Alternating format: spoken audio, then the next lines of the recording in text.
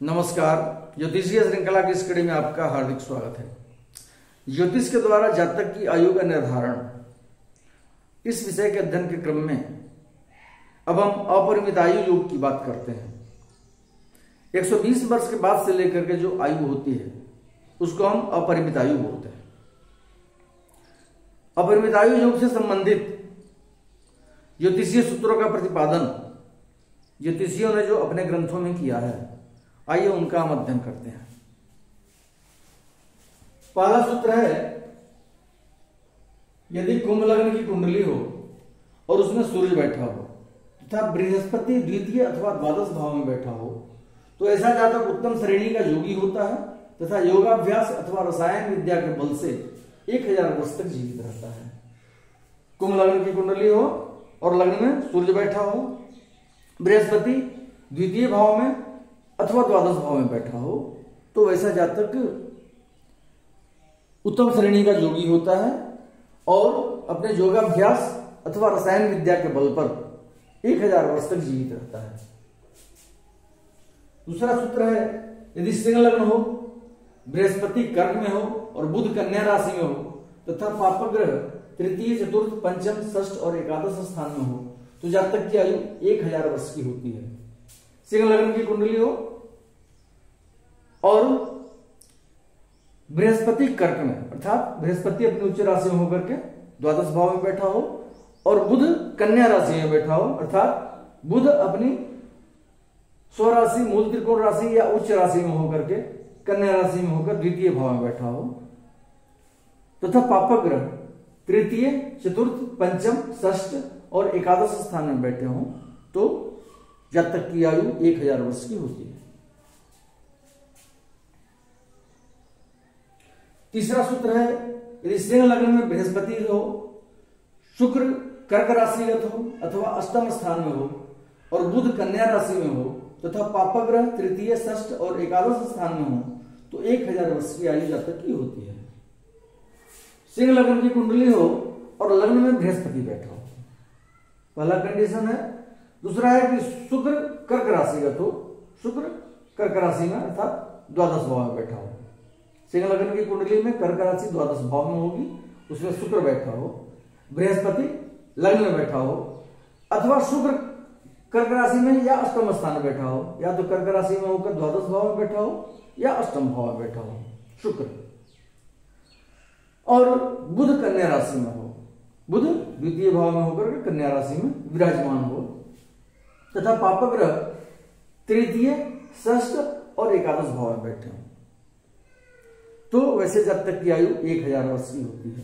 फिर से जान लें, सिंह लग्न की कुंडली हो, लग्न में बृहस्पति बैठा हो, शुक्र कर्क राशि में स्थित हो या अष्टम भाव में स्थित हो, दो में से कोई एक स्थिति हो, और बुध कन्या राशि में हो, बुध कन्या राशि में होकर द्वितीय भाव में बैठा हो, पापग्रह तृतीय भाव षष्ठ भाव और एकादश भाव में बैठे हो तो ऐसे जातक की आयु 1000 वर्ष की होती है। अगला सूत्र है, यदि सिंह लग्न हो, मंगल और सूर्य चतुर्थ स्थान में हो, राहु द्वादश स्थान में तथा शेष ग्रह द्वितीय स्थान में हो तो जातक की आयु 1000 वर्ष की होती है। सिंह लग्न की कुंडली हो, मंगल और सूर्य चतुर्थ भाव में बैठे हो, अर्थात वृश्चिक राशि में होकर के चतुर्थ भाव में बैठे हो मंगल और सूर्य, और राहु द्वादश स्थान में, राहु 12वें भाव में बैठा हो और शेष ग्रह द्वितीय भाव में बैठे हो केतु को छोड़ करके, क्योंकि राहु द्वादश भाव में जब बैठेंगे तो केतु षष्ठ भाव में ऑटोमेटिकली बैठेंगे, बाकी जो ग्रह हैं वे सब द्वितीय भाव में बैठे हो तो वैसे जातक की आयु 1000 वर्ष की होती है। पांचवा सूत्र है, यदि लग्न मेष हो और उसमें सूर्य एक शुभ ग्रह के साथ बैठा हो, बृहस्पति दशमस्थ, मंगल सप्तमस्थ और बलि चंद्रमा द्वादशस्थ हो तो जातक रसायन विद्या के बल पर 2000 वर्ष तक जीवित रहता है। अब मेष लग्न की कुंडली है, मेष लग्न की कुंडली में सूर्य एक शुभ ग्रह के साथ बैठा हो लग्न में, अर्थात सूर्य अपनी उच्च राशि में बैठा हो और उसके साथ एक शुभ ग्रह भी बैठा हो, और उसके बाद कहा जाता है कि बृहस्पति दशम भाव में बैठा हो, अर्थात बृहस्पति दशम स्थान में अपनी नीच राशि में बैठा हो मंगल सप्तम भाव में बैठा हो और बलि चंद्रमा द्वादशस्थ हो तो जातक रसायन विद्या के बल पर 2000 वर्ष तक जीवित रहता है। छठा सूत्र है, यदि लग्न मेष हो, कर्क में सूर्य, मकर में शनि,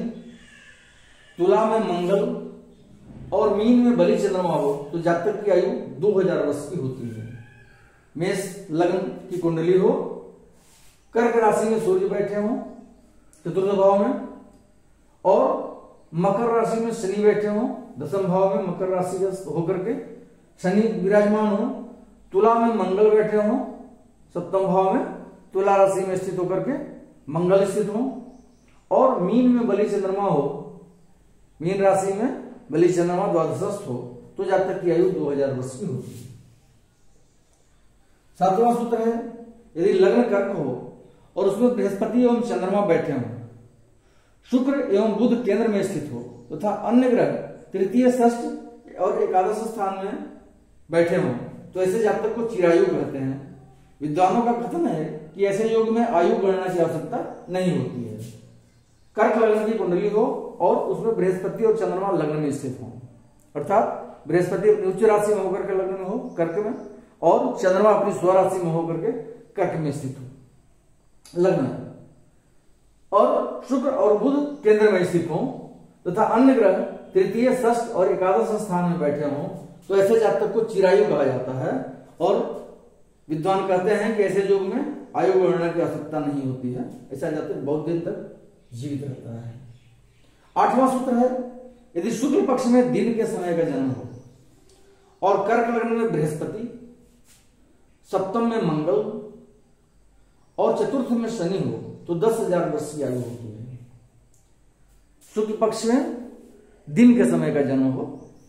कर्क लग्न की कुंडली हो और कर्क लग्न में बृहस्पति अपनी उच्च के होकर के बैठे हों और सप्तम में मंगल बैठे हों, सप्तम में अर्थात मकर राशि में उच्च के होकर के मंगल बैठे हों, चतुर्थ में शनि बैठे हों अर्थात शनि अपनी उच्च राशि में तुला राशि में होकर के चतुर्थ में बैठे हों तो ऐसे जातक की आयु 10,000 वर्ष की होती है। ये सब जो भगवान श्री राम की कुंडली में उपस्थित थे, इनके अलावा उनकी कुंडली में 2 और ग्रह उच्च के थे। कर्क लग्न की कुंडली उनकी भी थी और लग्न में बृहस्पति और चंद्रमा उनके उपस्थित थे। चंद्रमा भी स्वराशि में होकर के बृहस्पति के साथ लग्न में बैठे थे और ये 2 ग्रह तो उच्च राशि के थे ही, मंगल सप्तम में उच्च राशि में और शनि चतुर्थ में उच्च राशि में, और मेष राशि में होकर सूर्य दसम राशि में अपनी उच्च राशि में थे और शुक्र मीन राशि में होकर के 9वें भाव में उच्च राशि में भगवान राम की कुंडली में स्थित थे। तो इस स्थिति में जो ये बताया गया सूत्र, इसमें 10,000 वर्ष की आयु होती है। 9वां सूत्र है, यदि लग्न से आरंभ करने पर पहला ग्रह शनि और अंतिम ग्रह मंगल हो तो जातक अमर होता है। लग्न से प्रारंभ करके गिनती गिनेंगे हम। अगर यहां से स्टार्ट करने पर पहला ग्रह बैठा हो शनि और सबसे लास्ट में मंगल बैठा हो तो ऐसा जातक अमर होता है, ऐसा ज्योतिष में कहा गया है। 10वां सूत्र है, यदि मीन लग्न में शुक्र एवं बृहस्पति हो, वृष के नवांश में चंद्रमा हो अथवा मंगल सिंह के नवांश में हो तो जातक अपरिमित आयु होता है। मीन लग्न की कुंडली हो और लग्न में शुक्र और बृहस्पति बैठे हो।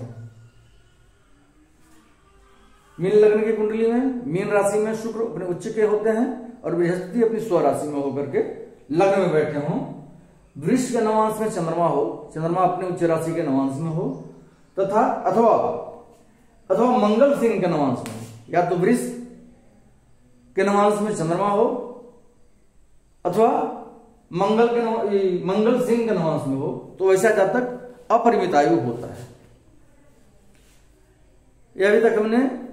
आयु का निर्धारण संबंधित जितने सूत्र थे उन सब का अध्ययन कर लिया। अब आइए अगले वीडियो से हम ग्रह योग के अनुसार,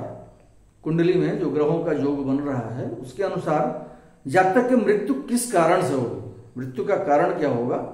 इसका अध्ययन करेंगे। नमस्कार।